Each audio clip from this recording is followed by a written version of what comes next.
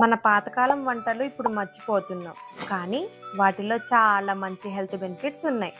మన ఊర్లో ఈజీగా దొరికే తాటిపండుతోనే ఎన్నో వెరైటీస్ టేస్టీగా చేసుకొని తినొచ్చు. వాటిలో కొన్ని రెసిపీస్ నేను ఈరోజు చూపిస్తాను. చాలామందికి ఉండే కామన్ డౌట్ ఏంటో తెలుసా? బూరెలు బాగా పొంగాలంటే ఏం చెయ్యాలి? కుడుములు పర్ఫెక్ట్గా రావటానికి పిండి ఎలా కలపాలి? ఈ వీడియోలో నేను స్టెప్ బై స్టెప్ క్లియర్గా ఎక్స్ప్లెయిన్ చేశాను, కాబట్టి స్కిప్ చేయకుండా ఎండ్ వరకు చూడండి. Let's start.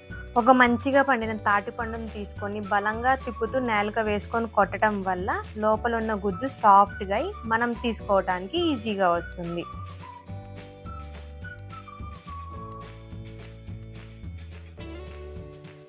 ఇలా తాటిపండు సపరేట్ చేశాక గుజ్జుని సాఫ్ట్గా గ్రేట్ చేసుకోవాలి. ఇలా చేస్తే ఎక్కువ పీచు రాదు. ఈ గుజ్జుతో మనం చాలా రెసిపీస్ చేసుకోవచ్చు. ఈ వీడియోలో తాటి కుడుములు, బూరెలు, రొట్టెలు ఎలా సింపుల్గా రెడీ చేసుకోవాలో చూద్దాం రండి.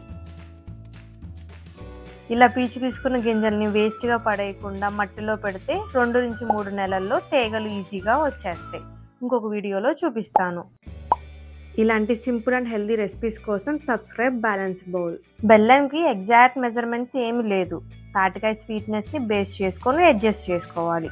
ఒకవేళ పండు బాగా స్వీట్గా ఉంటే బెల్లం తక్కువ పడుతుంది, లేదా పండు స్వీట్నెస్ తక్కువ ఉంటే మరీ ఎక్కువ బెల్లం వేసుకోకండి, కుడుములు ఉడకవు. నేను తీసుకున్న తాటికాయ కొంచెం స్వీట్ తక్కువ ఉంది, అందుకే కొంచెం ఎక్కువ బెల్లం తీసుకున్నాను. బెల్లం మొత్తం కరిగాక మెజర్మెంట్స్ చెప్తున్నా. బెల్లం అండ్ తాటి గుజ్జు కలిపి 1 కప్పు వచ్చింది. దీనికి బియ్యపు రవ్వ 2 కప్పులు వేసుకోవాలి, కానీ ఒకేసారి వేసుకోవద్దు. కొంచెం కొంచెం బియ్యపు రవ్వ వేసుకుంటూ కలుపుకోవాలి. ఒకేసారి మొత్తం రవ్వ వేసుకొని కలిపితే కొన్నిసార్లు పిండి గట్టిగా అవ్వచ్చు, అప్పుడు బూరెలు బాగా పొంగవు. సో చూసుకుంటూ బియ్యపు రవ్వ వేసుకొని సాఫ్ట్గా ముద్దలాగా ప్రిపేర్ చేసుకోవాలి. ఇదే మెయిన్, జాగ్రత్తగా కలుపుకోండి. దీన్ని బేస్ చేసుకొని అన్ని రెసిపీస్ బాగా వస్తాయి. ఎక్కువ క్వాంటిటీలో తింటే ఇండైజెషన్, బ్లోటింగ్, మోషన్స్ అయ్యే ఛాన్సెస్ ఉన్నాయి. Especially kids, pregnant ladies, week digestion ఉన్న వాళ్ళు లిమిటెడ్ క్వాంటిటీలో తినడం బెటర్. ఫస్ట్ తాటి కుడుములు ప్రిపేర్ చేసుకుందాం. కొంచెం పిండి తీసుకొని ఒక రౌండ్ బాల్ లాగా తయారు చేసుకోవాలి. అంతా ఈవెన్గా ప్రెస్ చేసుకుంటూ కుడుములు ప్రిపేర్ చేసుకోవాలి. ఈవెన్గా ప్రెస్ చేసుకోవటం వల్ల కుడుములు బాగా ఉడుకుతాయి. ఇడ్లీ ప్లేట్లో కొంచెం గీ రాసుకొని కుడుముల్ని పెట్టుకోవాలి. గీ రాస్తే కుడుములు స్టిక్ అవ్వకుండా వస్తాయి అండ్ టేస్ట్ కూడా బాగుంటుంది. లో ఫ్లేమ్లో 10 to 15 minutes కుడుములు స్టీమ్కి ఉంచాలి. అంతే, మన తాటి కుడుములు రెడీ. చూసారా కుడుములు ఎంత పర్ఫెక్ట్గా ఉడికాయో. ఇప్పుడు తాటి రొట్టి రెసిపీ ప్రిపేర్ చేసుకుందాం. కొంచెం ఆయిల్ వేసుకొని తర్వాత సేమ్ పిండి తీసుకొని రొట్టె ఏ సైజులో కావాలో అంత పిండి తీసుకొని ప్యాన్ మీద ఈవెన్గా స్ప్రెడ్ చేసుకోవాలి. ఇలా స్ప్రెడ్ చేసుకున్న రొట్టెని లిడ్ క్లోజ్ చేసి మంట లో టు మీడియం ఫ్లేమ్లో పెట్టుకొని ఒక 10 minutes ఉంచాలి.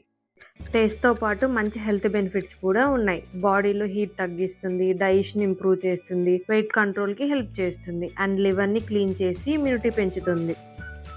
A to G healthy breakfast series link ఇక్కడ ఇచ్చాను, చెక్ చేయండి. Simple, tasty and healthy recipes ఉంటాయి.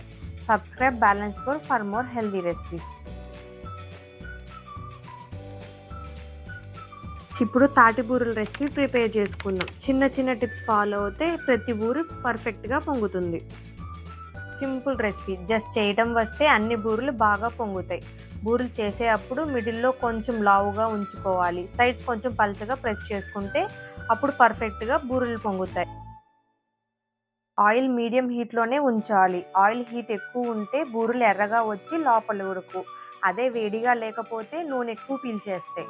టేస్ట్తో పాటు మంచి హెల్త్ బెనిఫిట్స్ కూడా ఉన్నాయి. బాడీలో హీట్ తగ్గిస్తుంది, డైజెషన్ ఇంప్రూవ్ చేస్తుంది, వెయిట్ కంట్రోల్కి హెల్ప్ చేస్తుంది అండ్ లివర్ని క్లీన్ చేసి ఇమ్యూనిటీ పెంచుతుంది.